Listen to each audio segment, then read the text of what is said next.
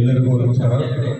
ಈ ದಿವಸ ಬೆನಕಳ್ಳಿ ಗ್ರಾಮದ ಬೆನಕೇಶ್ವರ ಸ್ವಾಮಿಯ ಸನ್ನಿಧಿಯಲ್ಲಿ ಪೊಲೀಸ್ ಠಾಣೆ ವತಿಯಿಂದ ಮುಂಬರುವ ಗಣೇಶ ಹಬ್ಬ ಹಾಗೂ ಈದ್ ಹಬ್ಬದ ಕುರಿತು ಹಾಗೂ ನಮ್ಮ ಕರ್ನಾಟಕ ಸರ್ಕಾರದ ಮನೆ ಮನೆಗೆ ಪೊಲೀಸ್ ಕಾರ್ಯಕ್ರಮದ ಒಂದು ಕುರಿತು ಮಾಹಿತಿಯನ್ನು ನೀಡಬೇಕು ಅಂತ ನಾವು ಕೇಳ್ಕೊಂಡಾಗ ತಾವೆಲ್ಲ ಒಪ್ಪಿ ಸಹಕಾರ ಮಾಡಿದರೆ, ಹಾಗೆ ಈ ವೇದಿಕೆ ಮೇಲೆ ಉಪಸ್ಥಿತಕ್ಕಂಥ ಇವತ್ತು ಈ ಬೆನಕಳ್ಳಿ ಗ್ರಾಮ ಪಂಚಾಯತಿ ಅಧ್ಯಕ್ಷರಾಗಿ ಆಯ್ಕೆಯಾಗಿರ್ತಕ್ಕಂಥ ಶ್ರೀಮತಿ ದೀಪಾ ರಘುರವರೇ, ಪಂಚಾಯತಿಯ ಸದಸ್ಯರಾಗಿರ್ತಕ್ಕಂಥ ಸುಧಮ್ಮರವರೇ, ಮತ್ತೊಬ್ಬರ ಸದಸ್ಯರಾಗಿರ್ತಕ್ಕಂಥ ಕಾವೇರವರೇ, ಹಾಲೇಶಪ್ಪನವರೇ, ರಶ್ಮಿ ಅವರೇ, ಮಂಜುನಾಥ್ ಅವರೇ, ಗದಿಯಪ್ಪನವರೇ, ಹಾಗೆ ಇಲ್ಲಿ ಉಪಸ್ಥಿತಕ್ಕಂಥ ಎಲ್ಲ ಬೆನಕಳ್ಳಿಯ ಸಭಾ ಸದಸ್ಯರೇ ಹಾಗೂ ಮಾಧ್ಯಮ ಮಿತ್ರರೇ, ನಿಮ್ಮೆಲ್ಲರಿಗೂ ನನ್ನ ನಮಸ್ಕಾರ.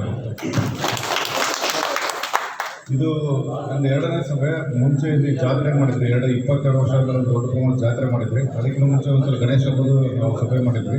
ಇದು 3ನೇ ಸಭೆ ಅಂತ. ಮುಖ್ಯವಾಗಿ ನೋಡಿ, ಈಗ ಕರ್ನಾಟಕ ಸರ್ಕಾರ ತಮಗೆಲ್ಲ ಗೊತ್ತಿದೆ, ಮನೆ ಮನೆಗೆ ಪೊಲೀಸ್ ಅಂತ ನಮ್ಮ ಪೊಲೀಸ್ ಇಲಾಖೆಯಿಂದ ಒಂದು ಹೊಸ ವಿನೂತನ ಕಾರ್ಯಕ್ರಮವನ್ನು ನಾವು ಅಂದ್ಕೊಂಡಿದ್ದೀವಿ. ಅಂದರೆ ಏನಂತಂದ್ರೆ, ಮುಂಚೆ ಹಳ್ಳಿಗಳಿಗೆ ಬೀಟ್ ಪೊಲೀಸ್ ಬರ್ತಾ ಇದ್ರು. ಬೀಟ್ ಪೊಲೀಸಿಗೆ ಬೆನಕಳ್ಳಿ ಅಂತ ದೊಡ್ಡ ದೊಡ್ಡ ಊರುಗಳು ಮತ್ತು ಸಣ್ಣ ಊರುಗಳು ಎಲ್ಲರಿಗೂ ಪೊಲೀಸರು ರೀಚ್ ಹಾಕಿದ್ದಿಲ್ಲ. ಅಂದರೆ ನಿಮ್ಮ ಯಾರು ನಮ್ಮ ಬೀಟ್ ಪೊಲೀಸ್ ಮೂರ್ತಿ ಅಂತ ಇವರು, ಮೂರ್ತಿ ಜೊತೆಗೆ ಇನ್ನೊಬ್ರು ಇದ್ದಾರೆ ಮಂಜುನಾಥ್ ಅಂತ, ಅವ್ರು ಯಾರು ಅಂತ ನಮ್ಗೆ ಭಾಳ ಜನ ಗೊತ್ತಿರಲ್ಲ. ಏನಪ್ಪ ಊರಿನ ಮುಖಂಡರಿರ್ತೀರಿ ಮತ್ತು ಪಂಚಾಯತಿ ಮೆಂಬರ್ ಇರ್ತೀರಿ ಅಥವಾ ಅವರಿಗೆಲ್ಲ ಗೊತ್ತಿರ್ತದೆ ಮೂರ್ತಿ ಅಂತ ಹೇಳ್ಬಿಟ್ಟು. ಇವರು ಎಲ್ಲರಿಗೂ ಪರಿಚಯ ಇರಲ್ಲ. ಆಮೇಲೆ ಎಲ್ಲರಿಗೂ ಎಲ್ಲ ಸಮಸ್ಯೆಗಳನ್ನ ನೇರವಾಗಿ ಹೇಳ್ಕೊಳಕ್ಕಾಗಲ್ಲ. ಅದಕ್ಕೆ ಮನೆ ಮನೆಗೆ ಪೊಲೀಸ್ ಅಂತ ಮಾಡಿದ್ದೀವಿ.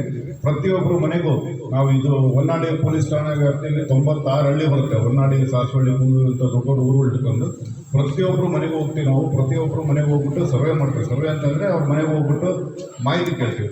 ಅಂದರೆ ಎಲ್ಲ ಮಾಹಿತಿ ಆಧಾರ್ ಕಾರ್ಡು ಎಲ್ಲ ನೀವು ರೇಷನ್ ಕಾರ್ಡಿಗೆ ಮಾಹಿತಿ ಥರ ಅಲ್ಲ, ನಿಮ್ಮ ಹೆಸರಷ್ಟೇ. ಯಾರಪ್ಪ ಊರಿನ ಮುಖಂಡ್ರೆ ಯಾರು, ರಘು ಅವ್ರ ಮನೆಗೆ ಕೇಳ್ತೀವಿ. ರಘು ಅವ್ರ ಹೆಸರು ಬರ್ಕೊತೀವಿ, ಅವ್ರ ಮನೆಯವ್ರ ಫೋನ್ ನಂಬರ್ ತಗೊಂತೀವಿ. ಅವ್ರ ಮನೆಯಲ್ಲಿ ಏನಾದರೂ ಸಮಸ್ಯೆ ಇದ್ದರೆ ಅವ್ರ ಬಗ್ಗೆ ತಿಳ್ಕೊತೀವಿ. ಏನು ಸಮಸ್ಯೆ ನಮ್ಮಿಂದ ಪೊಲೀಸ್ ಇಲಾಖೆಯಿಂದ ಏನು ಸಮಸ್ಯೆ ಪರಿಹರಿಸೋಕ್ಕೆ ಸಾಧ್ಯನೋ ಅದು ಮಾಡ್ತೀವಿ. ಸಾಕಷ್ಟು ಸಲ ಈಗೆಲ್ಲ ಮನೆಗೆಲ್ಲ ಹೋಗ್ತಾ, ಪ್ರತಿಯೊಬ್ಬರು ಮನೆಗೆ ಹೋಗ್ತಾ ಇರೋದ್ರಿಂದ ಕೆಲವೊಂದು ಮನೆಗಳಲ್ಲಿ ಅತ್ತೆ ಸೊಸೆದ ಗಲಾಟೆ, ತಾಯಿ ಮಕ್ಕಳ ಗಲಾಟೆ, ಅಣ್ಣ ತಮ್ಮಂದ್ರ ಗಲಾಟೆ, ಆಸ್ತಿ ವೆಚ್ಚ, ಈ ಥರದ್ದೆಲ್ಲ ನಾವು ಗಮನಕ್ಕೆ ಬಂದು ಅವ್ರಿಗೆ ತಿಳುವಳಿಕೆ ನೀಡಿ ಸಾಧ್ಯವಾದಷ್ಟು ಬಗೆಹರಿಸ್ತಕ್ಕಂಥ ಸಮಸ್ಯೆಯನ್ನು ಮಾಡಿದ್ದೀವಿ. ಅದೇ ಥರ ಮುಂದಿನ ದಿನಗಳಲ್ಲಿ ಎಲ್ಲ ಊರುಗಳಿಗೆ ಭೇಟಿ ನೀಡಿದಾಗ ದಯವಿಟ್ಟು ನೀವೆಲ್ಲ ನಮ್ಮ ಪೊಲೀಸ್ ಸಿಬ್ಬಂದಿಯವರಿಗೆ ಸಹಕಾರ ನೀಡಿರಿ ಅಂತ ನಾನು ನಿಮ್ಮ ಹತ್ರ ಕೇಳ್ಕೊತೀನಿ. ಮುಖ್ಯವಾಗಿ ಇದರ ಉದ್ದೇಶ ಏನಪ್ಪ ಅಂತಂದರೆ, ಜನಗಳಿಗೆ ಕಾನೂನಿನ ಅರಿವು ಮೂಡಿಸ್ತಕ್ಕಂಥದ್ದು. ಆಮೇಲೆ ಪೊಲೀಸ್ ಇಲಾಖೆ ಅಂತ ಅಂದರೆ ಭಯ ಬೇಡ, ನಾವು ನಿಮ್ಮ ಸೇವೆಗೆ ಅಥವಾ ನಿಮ್ಮ ಒಂದು ಬೇರೆ ಇಲಾಖೆ ಥರ ನಾವು ಒಂದು ಇಲಾಖೆ ನಿಮ್ಮ ಸೇವೆಗೆ ಇರ್ತಕ್ಕಂಥ ಇಲಾಖೆ ಅಂತ ಹೇಳ್ಬಿಟ್ಟು ಮನವರಿಕೆ ಮಾಡ್ತಕ್ಕಂಥದ್ದು. ಆಮೇಲೆ ನಮಗೆ ಕೆಲವರಿಗೆ ಸೈಬರ್ ಕ್ರೈಮ್ ಬಗ್ಗೆ ಗೊತ್ತಿರಲ್ಲ. ಎಲ್ಲ OTP ಶೇರ್ ಮಾಡ್ತೀರಿ, ಅಥವಾ ಯಾವುದೋ ಒಂದು ಫೋನ್ ಕಾಲ್ ಬಂದ ತಕ್ಷಣ ರಿಸೀವ್ ಮಾಡ್ತೀರಿ, ವಿಡಿಯೋ ಕಾಲ್ ಬಂದರೆ ರಿಸೀವ್ ಮಾಡ್ತೀರಿ. ಇದ್ರ ಬಗ್ಗೆ ಎಲ್ಲ ಅರಿವು ಮೂಡಿಸ್ತಕ್ಕಂಥದ್ದು.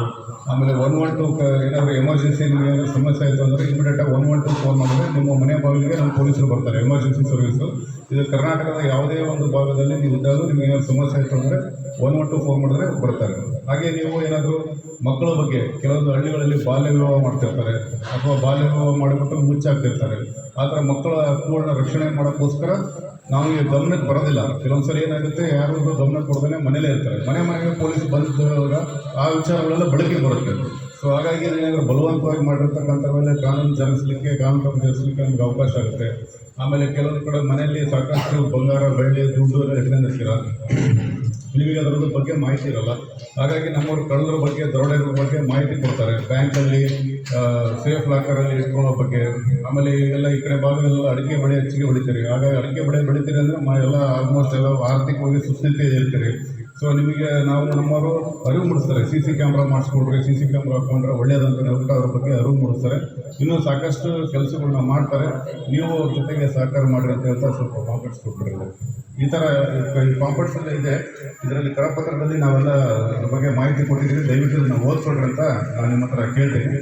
ಹಾಗೆ ಗಣೇಶ ಹಬ್ಬದ ವಿಚಾರವಾಗಿ, ಗಣೇಶ ಹಬ್ಬ ಪ್ರತಿ ವರ್ಷದಂತೆ ಈ ವರ್ಷವೂ ಸಹ ನೀವು ಗಣೇಶ ಹಬ್ಬ ಮಾಡಲಿಕ್ಕೆ, ನೀವು ಸಡಗರದಿಂದ ಹಬ್ಬ ಆಚರಿಸಲಿಕ್ಕೆ ಯಾವುದೇ ಪೊಲೀಸ್ ಇಲಾಖೆಯಿಂದ ನಮಗೆ ತೊಂದರೆ ಇಲ್ಲ. ನಿಮಗೆ ನಾವೆಲ್ಲ ಏನು ಮಾಡ್ತೀವಿ, ನೀವು ಹಬ್ಬದ ದಿವಸ ಒಳ್ಳೆ ನಿಮಗೆ ಹಬ್ಬ ಮಾಡಿರಿ, ಹಬ್ಬದ ವಾತಾವರಣ ಚೆನ್ನಾಗಿರಲಿ. ಇದಕ್ಕೆ ನಿಮಗೆ ಸಹಕಾರ ಮಾಡ್ತೀವಿ. ಅದ್ರ ಜೊತೆಗೆ ಯಾವುದೇ ರೀತಿಯ ಅಹಿತಕರ ಘಟನೆ ಆಗಬಾರ್ದು ಮತ್ತು ಕೆಲವರಿಗೆ ತೊಂದರೆ ಆಗಬಾರ್ದು, ಹಬ್ಬದ ಹೆಸರಲ್ಲಿ ಸಾರ್ವಜನಿಕರಿಗೆ ತೊಂದರೆ ಆಗಬಾರ್ದು ಅನ್ನೋ ಒಂದು ಉದ್ದೇಶದಿಂದ ನಾವು ಅರಿವು ಮೂಡಿಸ್ತಕ್ಕಂಥ ಒಂದು ಕಾರ್ಯಕ್ರಮ ಮಾಡ್ತೀವಿ. 27ನೇ ತಾರೀಕು ಗಣಪತಿ ಪ್ರತಿಷ್ಠಾಪನೆ ಆಗುತ್ತೆ. ಈಗ ಸರ್ಕಾರ ಒಂದು ಹೊಸ ಮಾರ್ಗದರ್ಶನ ಪ್ರಕಾರ 21 ದಿವಸದ ತನಕ ನಿಮ್ಗೆ ಅವಕಾಶ ಇದೆ. ಕೆಲವು ಕಡೆ ಏನಾಗುತ್ತೆ, 1 ತಿಂಗಳು 2 ತಿಂಗಳ ತನಕ ಗಣೇಶ ಹಬ್ಬ ಇರ್ತಾರೆ. ಗಣೇಶನ ಪೆಂಡಾಲಿಟ್ಟು ಸುಮ್ಮನೆ ದಿನಗಂಟೆ ತಿಂಗಳಗಂಟೆ ಎಲ್ಲ ಹುಡುಗರನ್ನೆಲ್ಲ ಸೇರಿಸ್ಕೊಂಡು ಅಲ್ಲಿ ಮ್ಯೂಸಿಕ್ ಹಾಕೊಂಡು ಸಾರ್ವಜನಿಕ ತೊಂದರೆ ಕೊಡ್ತಾ 1 ತಿಂಗಳ ಗಂಟೆ 2 ತಿಂಗಳ ಗಂಟೆ ಆಗುತ್ತೆ. ಇದರಿಂದ ಏನಾಗುತ್ತೆ ಸಮಸ್ಯೆ ಅಂತಂದರೆ, ಮುಖ್ಯವಾಗಿ ಯಾರ ಸಾರ್ವಜನಿಕರಿಗೆ ತೊಂದರೆ ಆಗುತ್ತೆ. ಕೆಲಸ ಮಾಡೋದ್ಬಿಟ್ಟು ಎಲ್ಲರೂ ಕೆಲಸ ಮಾಡೋದ್ಬಿಟ್ಟು ಅಲ್ಲಿ ಹುಡುಗರೆಲ್ಲ ಗಣಪತಿ ಪೆಂಡಲ್ ಕರ್ಕೊಂಡು ಕಾಲೇಜು ಸ್ಕೂಲಿಗೆ ಹೋಗ್ದೇನೆ ಗಣಪತಿ ಪೆಂಡಲ್ ಕರ್ಕೊಂಡು, ಆಮೇಲೆ ಮೈಕ್ ಸೆಟ್ ಹಾಕಿದಾಗ ಅದು ಅಕ್ಕಪಕ್ಕ ಏನಾದರೂ ತೊಂದರೆ ಆಗ್ತಕ್ಕಂಥದ್ದು. ಆಮೇಲೆ ಪೊಲೀಸರಿಗೆ, ಮುಖ್ಯವಾಗಿ ಪೊಲೀಸ್ ಇಲಾಖೆಯಲ್ಲಿ ನಮ್ಮದು ಸಾಕಷ್ಟು ಕೆಲಸ ಇದೆ. 365 ದಿವಸ 24 ಗಂಟೆನೂ ನಾವು ಅವೈಲೇಬಲ್ ಇರ್ತೀವಿ. ಹೇಗೆ ಗೌರ್ಮೆಂಟ್ ಹಾಸ್ಪಿಟಲ್ ಓಪನ್ ಇರುತ್ತೆ ಹಾಗೆ ಪೊಲೀಸ್ ಸ್ಟೇಷನ್ ಓಪನ್ ಇರುತ್ತೆ. ನಾವು ಗಣಪತಿ ಹಬ್ಬವನ್ನು ಮಾಡ್ತಾ ಕೂತ್ಕೊಂಡ್ರೆ ಬೇರೆ ಕೆಲಸಗಳೆಲ್ಲ ಸಾಕಷ್ಟು ಇರುತ್ತೆ. ಕಳ್ಳತನ ಪ್ರಕರಣ ಇರುತ್ತೆ, ಆಸ್ತಿ ವ್ಯಾಜ್ಯಗಳು ಇರುತ್ತೆ, ಆಕ್ಸಿಡೆಂಟ್ ಆಗಿ ಹಾಸ್ಪಿಟಲ್ಗೆ ಹೋಗೋದಂಥದ್ದು, ಆಕ್ಸಿಡೆಂಟ್ ಆಗಿ ಸಾಯ್ತಕ್ಕಂಥದ್ದು, ಈ ಕೇಸ್ಗಳನ್ನೆಲ್ಲ ನೋಡ್ಕೋಬೇಕು. ಆಮೇಲೆ ಮಹಿಳಾ ಮತ್ತು ಮಕ್ಕಳ ಸಮಸ್ಯೆಗಳನ್ನ ನೋಡ್ಕೋಬೇಕು. ಆಮೇಲೆ ನಾಪತ್ತೆ ಆಗಿರ್ತಕ್ಕಂಥ ಪ್ರಕರಣಗಳನ್ನ ನಾವು ಪತ್ತೆ ಮಾಡಬೇಕು. ಯಾವುದಾದ್ರು ಕೊಲೆ ಆಯಿತು ಅಂದರೆ ಕೊಲೆ ಪ್ರಕರಣಗಳನ್ನ ನಾವು ಬೆನ್ನತ್ತಬೇಕು. ಅದ್ರ ಜೊತೆಗೆ ಬೇರೆ ಬೇರೆ ಬಂದೋಬಸ್ತ್ಗಳಿರುತ್ತೆ. ಇವನ್ನೆಲ್ಲ ನಾವು ತಿಂಗಳಾಗಂಟನೆ ಪೊಲೀಸರು ಇದೇ ಕೆಲಸ ಮಾಡ್ಕೊಂಡ್ರೆ ನಾವು ಮಾಡ್ಲಿಕ್ಕೆ ರೆಡಿ ಇದ್ದೀವಿ, ನಾವು ಮಾಡ್ಲಿಕ್ಕೆ ರೆಡಿ ಇದ್ದೀವಿ. ಆದರೆ ಇದನ್ನೇ ಮಾಡ್ಕೊಂತಿದ್ರೆ ಬೇರೆ ಸಾರ್ವಜನಿಕರಿಗೆ ನಾವು ನ್ಯಾಯ ಒದಗಿಸೋಕ್ಕಾಗಲ್ಲ. ನೈಟ್ ರೌಂಡ್ಸ್ ಮಾಡೋಕ್ಕಾಗಲ್ಲ, ನೈಟ್ ರೌಂಡ್ಸ್ ಕಡಿಮೆ ಮಾಡಬೇಕಾಗುತ್ತೆ. ಸೊ ಆಮೇಲೆ ಬೇರೆ ಬೇರೆ ಥರದ್ದೆಲ್ಲ ಕೆಲಸಗಳಲ್ಲಿ ಎಂಗೇಜ್ ಮಾಡಬೇಕಾಗಿರ್ತಕ್ಕಂಥದ್ದನ್ನು ಬಿಟ್ಟು ಬರೀ ಗಣಪತಿಗಳನ್ನು ಮಾಡಬೇಕಾಗುತ್ತೆ. ಅದಕ್ಕೋಸ್ಕರ 15 ದಿವಸ ಅಂತ ಹೇಳ್ಬಿಟ್ಟು ಪಕ್ಕದಲ್ಲಿ ಶಿವಮೊಗ್ಗ ಎಲ್ಲ ಕಡೆ 15 ದಿವಸ ಆದೇಶ ಆಗಿತ್ತು. ಮತ್ತು DC ಸಾಹೇಬರು 21 ದಿವಸ ತನಕ ಕೊಟ್ಟಿದ್ದಾರೆ. ದಯವಿಟ್ಟು ಯಾರೇ ಗಣಪತಿ ಇಡ್ತೀರಿ ನಿಮ್ಮ ಊರಲ್ಲಿ 21 ದಿವಸ ಗಂಟೆಗೆ ಇರ್ತಕ್ಕಂಥ ಅವಕಾಶ ಇದೆ. ನಾನು ಕೇಳಿರೋ ಪ್ರಕಾರ ಊರಿಗೆ ಒಂದೇ ಗಣಪತಿ ಇದೆ ಅನಿಸುತ್ತೆ ಬೆಳಕಂಡಲ್ಲಿ. ಒಳ್ಳೆಯ ಒಂದು ಬೆಳವಣಿಗೆ. ಈ ಥರ ಎಲ್ಲ ಊರುಗಳು ಊರಿಗೆ ಒಂದು ಗಣಪತಿ ಇಟ್ಟರೆ ಭಾಳ ಒಂದು ಸಂತೋಷ ಅಂತ ನಾನು ಅಭಿಪ್ರಾಯ ಪಡ್ತೀನಿ. ಆಮೇಲೆ ತಮಗೆಲ್ಲ ಗೊತ್ತಿದೆ, ಪ್ಲಾಸ್ಟರ್ ಆಫ್ ಪ್ಯಾರಿಸ್ ಗಣಪತಿಯನ್ನು ತರೋದಿಲ್ಲ. ಆಮೇಲೆ ಗಣಪತಿ ಹೆಸರಲ್ಲಿ ಜನಗಳ ಹತ್ರ ದುಡ್ಡು ವಸೂಲಿ ಮಾಡೋಂಗಿಲ್ಲ. ಆಮೇಲೆ ಗಣಪತಿ ಹೆಸರಲ್ಲಿ ಬೇರೆ ಕೋಮ್ನರಿಗೆ ಪ್ರಚೋದನಕಾರಿಯಾದ ಭಾಷಣ ಮಾಡೋಂಗಿಲ್ಲ. ಅವು ಯಾವುದು ಮಾಡ್ದಂಗಿಲ್ಲ. ಆಮೇಲೆ ಮುಖ್ಯವಾಗಿ ಗಣಪತಿ ವಿಸರ್ಜನೆ ಸಮಯದಲ್ಲಿ DJ-ಯನ್ನು ನಿಷೇಧ ಮಾಡಲಾಗಿದೆ. ತಮಗೆಲ್ಲ ಗೊತ್ತಿದೆ, ನಾವೆಲ್ಲ ವಾಟ್ಸಪ್ ಗ್ರೂಪ್ಗಳಲ್ಲಿ ನಮ್ಮ ಬೀಟ್ ಪೊಲೀಸರೆಲ್ಲರೂ ಸರ್ಕ್ಯುಲೇಟ್ ಮಾಡಿದ್ದಾರೆ, ಪೇಪರಲ್ಲೆಲ್ಲ ಬಂದಿದೆ. DC ಸಾಹೇಬರು ಮೊನ್ನೆ ಮೀಟಿಂಗಲ್ಲಾದಾಗ DJ-ಯನ್ನು ಬ್ಯಾನ್ ಮಾಡಿದ್ದಾರೆ. ಏನಕ್ಕೆ DJ-ಯನ್ನು ಬ್ಯಾನ್ ಮಾಡಿದ್ದಾರೆ ಅಂತಂದರೆ ತಮಗೆಲ್ಲ ಗೊತ್ತಿದೆ. ಈಗಾಗಲೇ ಅದು DJ-ಯನ್ನು ನಾವು ಸ್ಟಾರ್ಟಿಂಗ್, ನಾನು ಇಲಾಖೆಯಲ್ಲಿ 17 ವರ್ಷದಿಂದ ಕೆಲಸ ಮಾಡ್ತಾಯಿದ್ದೀನಿ. ನಾವು ಸ್ಟಾರ್ಟಿಂಗ್ ಸರ್ವಿಸಿಗೆ ಸೇರಿದಾಗ ಇದೆಲ್ಲ ಇರಲಿಲ್ಲ. ಗಣಪತಿಗಳ DJ ಯಾವುದೂ ಇರಲಿಲ್ಲ. ಡೊಳ್ಳು ಹೊಡಿತಿದ್ರು. ಆಮೇಲೆ ಬೇರೆ ಬೇರೆದು ಸ್ಥಳೀಯವಾಗಿರ್ತಕ್ಕಂಥ ವಾದ್ಯಗಳಿದೆ, ಡೊಳ್ಳು ಹೊಡೆಯೋದು, ಕಂಸಾಳೆ ಮಾಡೋದು, ಬೇರೆ ಬೇರೆ ಥರದ್ದು ಅಲ್ಲಿಗೆ ಹೊಡೆಯೋದು, ಬೇರೆ ಬೇರೆ ಥರದ್ದೆಲ್ಲ ಬಳಸ್ತಿದ್ರು. ಸ್ಥಳೀಯವಾಗಿ ಏನೇನು ವಾದ್ಯಗಳು ಸಾಂಸ್ಕೃತಿಕ ಚಟುವಟಿಕೆಗಳನ್ನ ಮಾಡ್ತಾಯಿದ್ರು, ಅದನ್ನು ಬಳಸ್ತಿದ್ರು. ಬರ್ತಾ ಬರ್ತಾ ಸ್ಪೀಕರಿಗೆ ಬಂತು. ಟ್ರ್ಯಾಕ್ಟರ್ ಮೇಲೆ ಒಂದು ಸ್ಪೀಕರ್ ಇಡೋದು, ಅವಾಗ ಇಂಜಿನ್ ಮೇಲೆ 2 ಸ್ಪೀಕರ್ ಆಡೋಕ್ಕಿಲ್ಲ. ಬರ್ತಾ ಏನಾದರೂ ಟ್ರಾಲಿ ಮೇಲೆ ಟ್ರಾಲಿನ ಕಬ್ಬಿನ ಲೋಡ್ ಹಾಕಿದಂಗೆ ಸ್ಪೀಕರ್ ಹಾಕಕ್ಕೆ ಸ್ಟಾರ್ಟ್ ಮಾಡಬೇಕು. ಇದರಿಂದ ಏನಾಗುತ್ತೆ, ಸಾಕಷ್ಟು ಶಬ್ದ ಮಾಲಿನ್ಯ ಆಗುತ್ತೆ. ಸಿಕ್ಕಾಪಟ್ಟೆ ಸೌಂಡು. ಬೆನಕನಹಳ್ಳಿಲಿ DJ ಹಾಕಿದರೆ ಪಕ್ಕದ ಗಂಟೆಪುರ ಕೇಳಬೇಕು, ಗಂಟೆಪುರದ ಹಾಕಿದ್ರೆ ಇಲ್ಲಿ ಕೇಳಬೇಕು, ಆ ಥರ ಆಗುತ್ತೆ. ಹೊನ್ನಾಳಿ ಹಾಕಿದ್ರೆ ಪಕ್ಕ ನ್ಯಾಮತಿ ಕೇಳಬೇಕು, ಆ ಥರ ಆಗ್ತದೆ. ಮೊನ್ನೆ ಹೋದ್ಸಲ ಗಣಪತಿ ಬೇಲುಮೂಲಿಯವರು DJ ಹಾಕಿದ್ರೆ ಹೊನ್ನಾಳಿ ತನಕ ಕ್ಲಿಯರ್ ಕೇಳಬೇಕು. ಅಷ್ಟು ಸೌಂಡ್ ಇಟ್ಕೊಂಡಾಗ ಏನಾಗುತ್ತೆ, ಆರೋಗ್ಯ ಮೇಲೆ ಪರಿಣಾಮ ಬರುತ್ತೆ. ಈಗಾಗಲೇ ನೀವು ನೋಡ್ತಾ ಇದ್ದೀರಾ, ಕೋವಿಡ್ ಬಂದ ಮೇಲೆ, ಕೋವಿಡ್ ವ್ಯಾಕ್ಸಿನೇಷನ್ ಎಲ್ಲರಿಗೂ ಆದಮೇಲೆ ಆರೋಗ್ಯದ ಮೇಲೆ ಪರಿಣಾಮಕಾರಿಯಾದ ಒಂದು ಇದಾಗಿದೆ. ಅಂದರೆ ಜನಗಳ ಒಂದು ರೋಗ ನಿರೋಧಕ ಶಕ್ತಿ ಏನು ಹೇಳ್ತಾರೆ, ಅದಕ್ಕೆ ಹಾರ್ಟ್ ಅಟ್ಯಾಕ್ ಆಗ್ತಿದೆ. ಸಾಕಷ್ಟು ಹಾಸನದಲ್ಲಿ ನೀವು ನೋಡ್ತಾ ಇದ್ದೀರಿ, ಹಾಸನದಲ್ಲಿ ಸಿಕ್ಕಾಪಟ್ಟೆ ಹೃದಯಾಘಾತದಿಂದ ಸತ್ತು ಬಿಟ್ಟು ಸರ್ಕಾರನ ಸಮಿತಿ ಮಾಡಿಬಿಟ್ಟಿದೆ. ಯಾಕೆ ಹಾಸನದಲ್ಲಿ ಸಿಕ್ಕಾಪಟ್ಟೆ ಹಾರ್ಟ್ ಅಟ್ಯಾಕ್ ಸಾಯ್ತಿದ್ದಾರೆ ಯಂಗ್ಸ್ಟರ್ಸ್, 30 ವರ್ಷ 20 ವರ್ಷ 40 ವರ್ಷ ಗಂಡು ಮಕ್ಕಳನ್ನೆಲ್ಲ ಹೆಣ್ಮಕ್ಳು ಎಲ್ಲ ಸಾಯ್ತಾರೆ ಭಾಳ ಜನ. ಸೊ ಹಾಗಾಗಿ ನಮ್ಮಲ್ಲಿ ಆಗ್ತಿದೆ ದಾವಣಗೆರೆಯಲ್ಲೂ, ಬಟ್ ಆದರೆ ಹಾಸನದಲ್ಲಷ್ಟು ಎಫೆಕ್ಟಿವ್ ಆಗಿ ಮಾನಿಟರಿಂಗ್ ಮಾಡ್ತಾ ಇಲ್ಲ ಅಂತ ನನ್ನ ಭಾವನೆ. ನೀವು ನೋಡ್ತಾ ಇರ್ತೀರ, ಎಲ್ಲ ಸಂಬಂಧಿಕರಲ್ಲಿ ಸಣ್ಣ ಮಕ್ಕಳೆಲ್ಲ ಹಾರ್ಟ್ ಅಟ್ಯಾಕ್ ಆಗಿ ತಿಳ್ಕೊಂತಿರ್ತಕ್ಕಂಥದ್ದು. ದಯವಿಟ್ಟು ಅದಕ್ಕೆ ಬೇಡ. ಇದು ಶಬ್ದ ಮಾಲಿನ್ಯ ಅದಕ್ಕೂ ಒಂದು ಕಾರಣ ಆಗುತ್ತೆ. ಮತ್ತು ವಯಸ್ಸಾಗಿರ್ತಾರೆ ಊರುಗಳಲ್ಲಿ, ಎಲ್ಲ ಮನೆಗಳಲ್ಲಿ ವಯಸ್ಸಾಗಿರ್ತಕ್ಕಂಥ ವೃದ್ಧರಿರ್ತಾರೆ. ಅವರಿಗೆ ಈ ಶಬ್ದ ಮಾಲಿನ್ಯದಿಂದ ತೊಂದರೆ ಆಗುತ್ತೆ ಅವ್ರ ಆರೋಗ್ಯಕ್ಕೆ. ಕೆಲವು ಮಕ್ಕಳು ಸಣ್ಣ ಮಕ್ಕಳು ಇರ್ತಾರೆ, ಆ ಮಕ್ಕಳಿಗೂ ಕಿವಿಗೆ ಸೌಂಡ್ ಇದಾಗುತ್ತೆ. ಯಾವಾಗ ತಾನೇ ಕೆಲವು ಮನೆಗಳಲ್ಲಿ ಬಾಣಂತಿಯರಿರ್ತಾರೆ, ಗರ್ಭಿಣಿಯರಿರ್ತಾರೆ, ಕೆಲವು ಕಾಯಿಲೆಯಿಂದ ಬಳಲ್ತಕ್ಕಂಥ ರೋಗಿಗಳಷ್ಟೇ ಇರ್ತಾರೆ. ಅವರಿಗೆಲ್ಲ ಏನಾಗುತ್ತೆ, ಗಣಪತಿ ಹಬ್ಬದಲ್ಲಿ ಕಂಟಿನ್ಯೂಸ್ ಆಗಿ DJ ಹಾಕೊಂಡು ವಿಸರ್ಜನೆ ಟೈಮಲ್ಲಿ ಮಾಡಿದರೆ ಅವ್ರಿಗೆ ಆರೋಗ್ಯದ ಮೇಲೆ ಪರಿಣಾಮ ಬರುತ್ತೆ. ವರ್ಷಕ್ಕೊಂದ್ಸಲ ಖುಷಿ ಪಡೋಕ್ಕೋಸ್ಕರ ಇನ್ನೊಬ್ರಿಗೆ ತೊಂದರೆ ಕೊಟ್ಟು ಜೀವನ ಮಾಡ್ತಕ್ಕಂಥದ್ದು, ಇನ್ನೊಬ್ಬರಿಗೆ ತೊಂದರೆ ಕೊಟ್ಟು ಹಬ್ಬ ಮಾಡ್ತಕ್ಕಂಥದ್ದು ಬೇಡ ಅಂತ ನಾನು ನಿಮ್ಮ ಹತ್ರ ಮನವಿ ಮಾಡ್ತೀನಿ. ಹಾಗೆ ಹಬ್ಬದ ನೆಪದಲ್ಲಿ ಮದ್ಯಪಾನ ಮಾಡಿ ಕೂಗಾಡೋದು, ಡ್ರಿಂಕ್ಸ್ ಮಾಡಿ ಗಲಾಟೆ ಮಾಡೋದು ಇವೆಲ್ಲ ನಾವು ಸಹಿಸೋಕ್ಕಾಗಲ್ಲ. ಪೊಲೀಸ್ ಇಲಾಖೆಯಿಂದ ಅಂಥವ್ರ ಮೇಲೆ ನಿರ್ದಾಕ್ಷಿಣ್ಯವಾದ ಒಂದು ಕ್ರಮವನ್ನು ತಗೊಂತೀವಿ. ಕೂಡ ಗಲಾಟೆ ಮಾಡೋರಿಗೆ ಆದಷ್ಟು ನಿಮ್ಮ ಸ್ಥಳೀಯ ಕಲೆಗಳು, ಸ್ಥಳೀಯ ಪ್ರತಿಭೆಗಳು ಏನಿದೆ ದಯವಿಟ್ಟು ಅದಕ್ಕೆ ಅವಕಾಶ ಕೊಡ್ರಿ. ಡೊಳ್ಳು ಮಾಡ್ತಕ್ಕಂಥದ್ದು, ಕೊಂಸಾಳೆ ಮಾಡ್ತಕ್ಕಂಥದ್ದು, ವೀರಗಾಸೆ ಮಾಡ್ತಕ್ಕಂಥದ್ದು, ಬೇರೆ ಬೇರೆ ಗ್ರಾಮೀಣ ಕ್ರೀಡೆಗಳನ್ನ ಮಾಡ್ಬೋದು. ಕೆಲವೊಂದು ಕಡೆ ಗಣಪತಿ ಹಬ್ಬ 5 ದಿವಸ ಗಣಪತಿ ಇಡ್ತಾರೆ ಅಂದರೆ ಒಂದು ದಿವಸ ಗೋಲಿ ಆಡೋ ಕಾಂಪಿಟೇಷನ್ ಇರ್ತಾರೆ, ಒಂದು ದಿವಸ ಚಿನ್ನಿದಾಡ ಕಾಂಪಿಟೇಷನ್ ಇರ್ತಾರೆ, ಒಂದು ದಿವಸ ಓಡಿಸೋ ಕಾಂಪಿಟೇಷನ್ ಇರ್ತಾರೆ, ಸ್ಲೋ ಬೈಕ್ ಓಡಿಸೋದು, ಸ್ಲೋ ಸೈಕಲ್ ಓಡಿಸೋದು, ಸ್ಲೋ ಟ್ರ್ಯಾಕ್ಟರ್ ಓಡಿಸೋದು, ಈ ಥರ ಎಲ್ಲ ಕಾಂಪಿಟೇಷನ್ ಇಡ್ತಾರೆ. ಇದರಿಂದ ಏನಾಗುತ್ತೆ, ಮನೋರಂಜನೆ ಸಾಕಷ್ಟು ಜನ ಸಿಗುತ್ತೆ. ಯಾವರಿಗೆ ದೈಹಿಕವಾಗಿ ಯಾವುದೇ ಗಾಯ ಆಗಿರ್ತಕ್ಕಂಥ ಯಾವುದೇ ಚಾನ್ಸ್ ಇರಲ್ಲ. ಹಾಗಾಗಿ ದಯಮಾಡಿ ಈಗಾಗಲೇ ಊರಿಗೆ ಒಂದು ಗಣಪತಿ ಇರೋದ್ರಿಂದ ನಾನು ಪೊಲೀಸ್ ಇಲಾಖೆಯಿಂದ ಹೆಚ್ಚಿನದಾಗಿ ಒಂದು ಏನು ನಿಮಗೆ ನಿಯಮಗಳನ್ನ ಹೇಳೋ ಅವಶ್ಯಕತೆ ಇಲ್ಲ. ಒಳ್ಳೆ ನಮ್ಮ MLA ಸಾಹೇಬರು ಊರಿದೆ, ಅವ್ರ ಮಂತ್ರಾಂತರದಲ್ಲೆಲ್ಲ ಮುಂದಿನ ಮಾಡ್ತಾರೆ, ಎಲ್ಲರೂ ಸೇರಿಸಿ ಎಲ್ಲ ಒಗ್ಗಟ್ಟಾಗಿ. ಹಾಗಾಗಿ ಇದನ್ನು ಚಿಕ್ಕಬಳ್ಳಾಪುರ ಹುಣಸೆಹಳ್ಳಿ ಎಲ್ಲರೂ ಇಲ್ಲಿದ್ದಾರೆ. ದಯವಿಟ್ಟು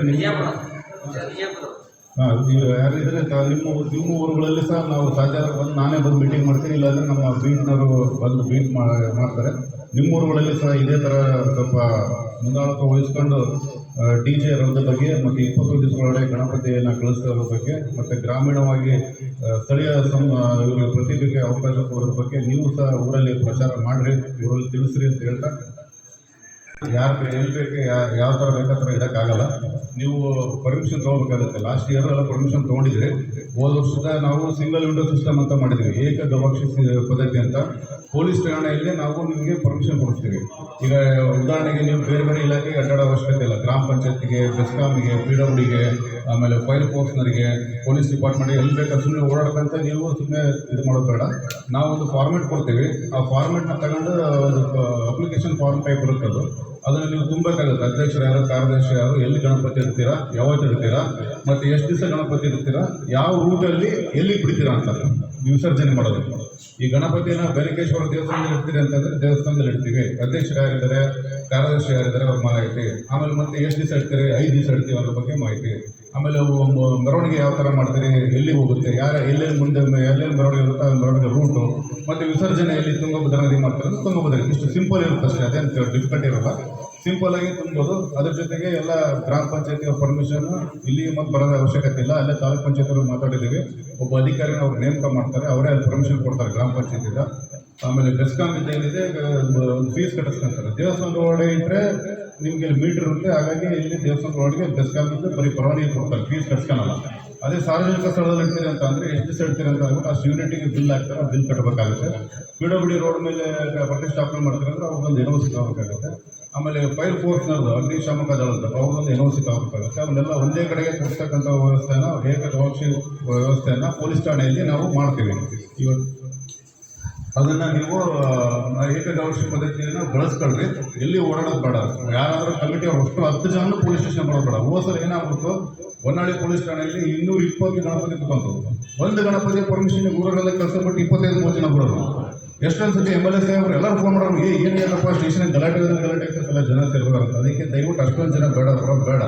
ಯಾರಾದರೂ ಇಬ್ಬರು ಬಂದರೆ ಸಾಕು. ಇಬ್ಬರು ಬಂದು ಪರ್ಮಿಷನ್ ಎಲ್ಲ ತಗೊಂಡು ಸಾಕು, ನಾವು ಮಾಡಿಕೊಡ್ತೀವಿ. ಆಮೇಲೆ ಗಣಪತಿ ಹಬ್ಬ, ಗಣಪತಿ ಪೆಂಡಲ್ನಲ್ಲಿ ಏನಿದೆ CC ಕ್ಯಾಮ್ರಾ ಹಾಕ್ಸ್ಕೊಂತಕ್ಕಂಥ ವ್ಯವಸ್ಥೆ ಮಾಡಿ ತಾತ್ಕಾಲಿಕವಾಗಿ. ನೀವೆಲ್ಲ ಅಡಿಕೆ ತೊಗೊಂಡಿದ್ದೀರಿ, ಯಾರಾದ್ರೂ ಅಡಿಕೆ ಮನೇಲಿ ಒಂದು ಕ್ಯಾಮ್ರಾ ಬಿಚ್ಚು ಬಂದು ಇಟ್ಟರೆ ಸಾಕು. CC ಕ್ಯಾಮ್ರಾ ಇದ್ರೆ ಒಳ್ಳೆಯದು. ನೀವು ನಿಮ್ಮ ಊರುಗಳಲ್ಲಿ ಇದೆ ಅಲ್ಲಿ CC ಕ್ಯಾಮ್ರಾ ವ್ಯವಸ್ಥೆಯನ್ನು ಮಾಡಿಸ್ತೀವಿ. ಯಾಕಂದರೆ ಗಣಪತಿ ಕಳ್ತನ ಮಾಡ್ಕೊಂಡ್ರೆ ಒಳ್ಳೇದಾಗತ್ತೆ ಅಂತ ಹೇಳ್ಬಿಟ್ಟು ದಾವಣಗೆರೆ ಎಲ್ಲಿ ಬೇಕಲ್ಲ ಗಣಪತಿ ಕಳ್ತನ ಮಾಡ್ಕೊಂಡು ಹೋಗ್ಬಿಟ್ಟು ಹೋದ್ಸಲ. ಆಮೇಲೆ ಒಂದು ಗಣಪತಿ ಏನು ಇಟ್ಟರಲ್ಲ, 2 ಸಲ ಕಳ್ತಾನೆ, ಮತ್ತೆ ಹಬ್ಬ ಮುಗಿಯತಕ್ಕ 3 ಗಣಪತಿ ತಂದಿಟ್ರಲ್ಲ ದಾವಣಗೆರೆ. ಹಂಗೆ ದಯವಿಟ್ಟು ನೋಡ್ರಿ, ಗಣಪತಿ ಕಳ್ತನ ಆಗ್ತಕ್ಕಂಥ ಅವಕಾಶ ಕೊಡೋದು ಬೇಡ. ದೇವ್ರನ್ನ ನಮ್ಮನ್ನ ಕಾಯಬೇಕು, ನಾವೇ ದೇವ್ರ ಕಾಯೋ ಪರಿಸ್ಥಿತಿ ಆಗೋದು ಬೇಡ. ಅದಕ್ಕೆ CC ಕ್ಯಾಮ್ರಾ ಹಾಕಲ್ರಿ. ಆಮೇಲೆ ಗಣಪತಿ ಪೆಂಡಲಲ್ಲಿ ಯಾರಾದ್ರೂ ದಯವಿಟ್ಟು ಮಲಗ್ರಿ. ಅಲ್ಲಿ ದೀಪ ಕಾಯಕ್ಕಿರ್ಬೋದು ಅಥವಾ ಅಥವಾ ಬೇರೆ ಏನಾದರೂ ಅತಾಚುರ್ಯ ಘಟನೆ ಆಗದಿರೋ ಥರ ಯಾರು ದೇವಸ್ಥಾನದಲ್ಲಿ ಗಣಪತಿಗಳ ಗುಡಿಯಲ್ಲಿ ಇರ್ತಕ್ಕಂಥ ವ್ಯವಸ್ಥೆ ಮಾಡ್ಕೊಂಡ್ರೆ ಇಲ್ಲೇ ಗಣಪತಿ ಇಡೋದು CCTV ಕ್ಯಾಮ್ರಾ ಇಲ್ಲ ಸರ್. ಪರ್ಮಿಷನ್ ತಗೊಳ್ರಿ, ಒಳಗಿಟ್ಕೊಂಡು ಪರ್ಮಿಷನ್ ಇರುತ್ತೆ. ಆದರೆ ಇವರಿಗೆ ರೂಲ್ಸ್ ಕಡಿಮೆ ಇರುತ್ತೆ, ನೀವು ರೂಲ್ಸ್ ಭಾಳ ಇರುತ್ತೆ. DJ ಬಗ್ಗೆ ನೀವು ಹೇಳ್ತಾ ಇದ್ದೀರಾ, ದಯವಿಟ್ಟು DJ ಬೇಡ, DJ ರದ್ದಾಗಿದೆ. ಎಲ್ಲರಿಗೂ ಒತ್ತಾಯ ಮಾಡಿ ಸುಮ್ಮನೆ ಎಲ್ಲರಿಗೂ ಒತ್ತಾಯ ಮಾಡೋದು ಬೇಡ. ನೀವು ನಿಮ್ಮ ಊರುಗಳಲ್ಲಿ ಹೇಳ್ರಿ, ಯಾರು ಅಲ್ಲ ಅಡ್ವಾನ್ಸ್ ಕೊಡ್ರಿ, ಏನು ಮಾಡೋಕ್ಕಾಗಲ್ಲ, ಅವ್ರು ವಾಪಸ್ ಇಸ್ಕೊಂಡು ವ್ಯವಸ್ಥೆ ಮಾಡ್ಕೊಳ್ರಿ. ಯಾಕಂತಂದ್ರೆ ಇಷ್ಟೊಂದು ನಾವು ಹೇಳ್ತಾ ಇದ್ದೀವಿ, ಅದರಿಂದ ಮನೋರಂಜನೆ ಸಿಗ್ತದೆ ಅಂದ್ರೆ ಮಾಡಿರಿ. ಅಲ್ಲಿ ನೀವು DJ ಹಾಕಿದಾಗ ಯಾರು ಕಮಿಟಿ ಇರ್ತೀರ ಒಬ್ರು ಇರಲ್ಲ, ಎಲ್ಲ ಮನೆಗೆ ಒಬ್ರು ಇರ್ತೀರಿ. ಯಾಕಂದ್ರೆ ನೀವು ಹುಡುಗರನ್ನ ನಿಮ್ಮ ಕೈಲಿ ಕಂಟ್ರೋಲ್ ಮಾಡೋಕ್ಕಾಗಲ್ಲ. ನಿಮ್ಮೂರ DJ ಹಾಕಿದ್ರೆ ನಿಮ್ಮೂರು ಅಷ್ಟೇ ಇರಲ್ಲ, ಪಕ್ಕದ ಎಲ್ಲ ಸುತ್ತಮುತ್ತ ಊರಲ್ಲಿ ಅಷ್ಟರು ಬರ್ತಾರೆ. ಅದಕ್ಕೆ ಯಾರು ಮಾತ್ರ ಕೇಳಲ್ಲ. ಆಮೇಲೆ ಗಣಪತಿ 10 ಗಂಟೆ ಲಾಸ್ಟ್ ಗಣಪತಿ ವಿಸರ್ಜನೆ ಮಾಡಬೇಕು. ವಿಸರ್ಜನೆ ಮಾಡೋ ಟೈಮಲ್ಲಿ ನದಿಯಲ್ಲಿ ಸಿಕ್ಕಾಪಟ್ಟೆ ನೀರಿದೆ. ನೀರಿರೋದ್ರಿಂದ ಸ್ವಲ್ಪ ನಿಮ್ಮ ಎಚ್ಚರಿಕೆಯಲ್ಲಿರಬೇಕು. ಮುಳುಗು ಹಾಕಿ ಅನಾಹುತ ಆಗೋದು ಬೇಡ. ಯಾರು ನಿಮ್ಮ ಗಣಪತಿ ಈಜು ಬರ್ತಕ್ಕಂಥವ್ರು ಇದು ಮಾಡಿರಿ. ದಯವಿಟ್ಟು ಪಂಚಾಯತಿ ವತಿಯಿಂದ ಎಲ್ಲಿ ಗಣಪತಿನ ವಿಸರ್ಜನೆ ಮಾಡ್ತಾರೋ ಅಲ್ಲಿ ದಯವಿಟ್ಟು ದೀಪ ಲೈಟಿನ ವ್ಯವಸ್ಥೆ ಮಾಡಿಸ್ಕೊಡ್ರಿ. ಬೆಸ್ಕಾಂನವ್ರಿಗೆ ಹೇಳಿ, ತಾವೇ ಪಂಚಾಯತಿಯಿಂದ ಹೇಳಿ ಮಾಡಿಸ್ಕೊಡ್ರಿ.